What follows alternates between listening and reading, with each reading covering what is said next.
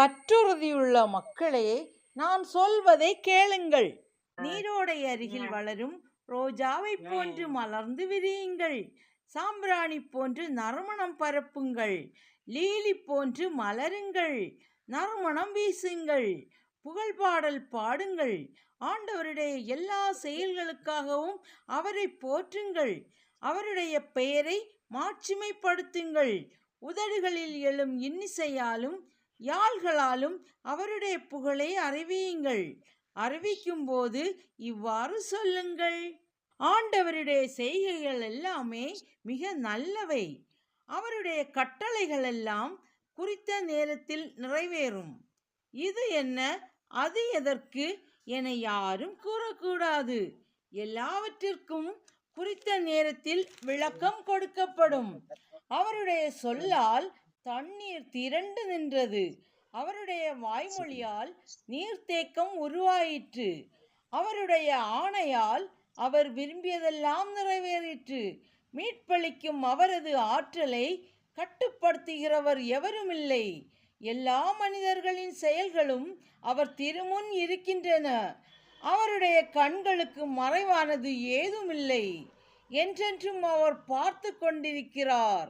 அவருக்கு அரியது ஒன்றுமில்லை. இது என்ன, அது எதற்கு என யாரும் கூறக்கூடாது.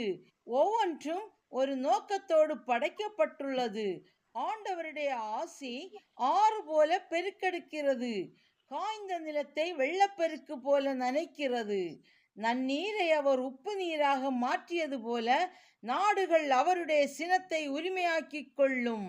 அவருடைய வழிகள் தூயவர்களுக்கு நேரியனவாய் இருக்கின்றன, நெறிகட்டவர்களுக்கு இடரலாய் இருக்கின்றன.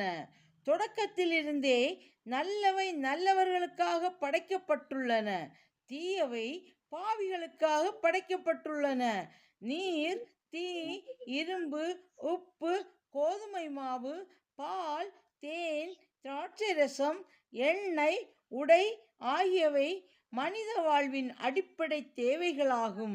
இவையெல்லாம் இறைப்பற்றுள்ளோருக்கு நல்லவையாகும், பாவிகளுக்கு தீயவையாக மாற்றப்படும்.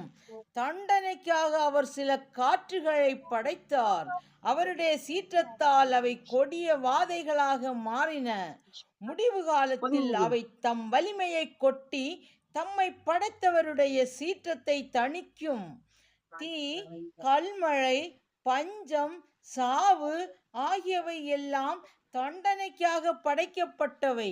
காட்டு விலங்குகளின் பற்கள், தேள்கள், நச்சு பாம்புகள், இறைப்பற்றில்லாதோரை அழித்து தண்டிக்கும் வாள் ஆகியவை ஆண்டவருடைய கட்டளையில் மகிழ்ச்சி கொள்ளும்.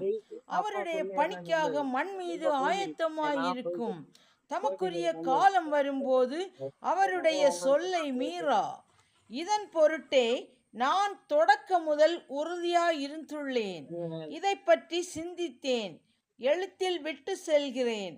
ஆண்டவருடைய செயல்களெல்லாம் நல்லவை. ஒவ்வொரு தேவையையும் குறித்த காலத்தில் அவர் நிறைவு செய்வார். இது அதைவிட கெட்டது என யாரும் சொல்ல முடியாது. எல்லாம் அதனதன் காலத்தில் நல்லவை என விளங்கும். இப்போது முழு உள்ளத்தோடும் ஆண்டவருக்கு வாயார புகழ் பாடுங்கள்.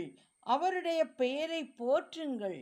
எல்லா மனிதரும் கடும் உழைப்புக்கே படைக்கப்பட்டிருக்கின்றனர். தாயின் வயிற்றிலிருந்து வெளிவந்த நாள் முதல் நிலம் என்னும் தாயிடம் எல்லாரும் அடக்கமாகும் நாள் வரை ஆதாமின் மக்கள் மீது வலிய நுகம் சுமத்தப்பட்டிருக்கிறது.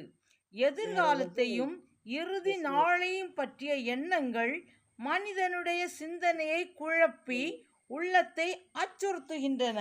மண்ணிலிருந்து வந்த யாவும் மண்ணுக்கே திரும்பும், தண்ணீரிலிருந்து வந்த யாவும் கடலுக்கே திரும்பும். நான் இன்றைக்கு ஆசாரிபுரம் அரசு மருத்துவமனைக்கு ஒரு பேஷண்ட்டை விசிட் பண்ண போயிருந்தேன் பார்த்துடுங்க.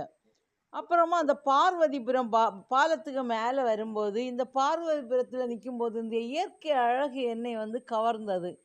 அந்த இயற்கை அழகை உங்களிடம் ஷேர் பண்ணலாம் அப்படின்னு நினச்சிட்டு தாங்க நான் இந்த வீடியோவை எடுத்தேன். ரொம்ப சந்தோஷமா இருக்கு. நெறைய நாட்கள் ஆச்சு இந்த பாலம் கட்டுனதுக்கப்புறம். இந்த வியூஸ் வந்து இப்பொழுது தான் பார்க்குறேன். ரொம்ப சந்தோஷமா இருந்தது. அந்த சந்தோஷத்தை உங்களுடன் பகிர்ந்து கொள்கிறேன். நன்றி. வணக்கம். பாய் பாய். சீ யா.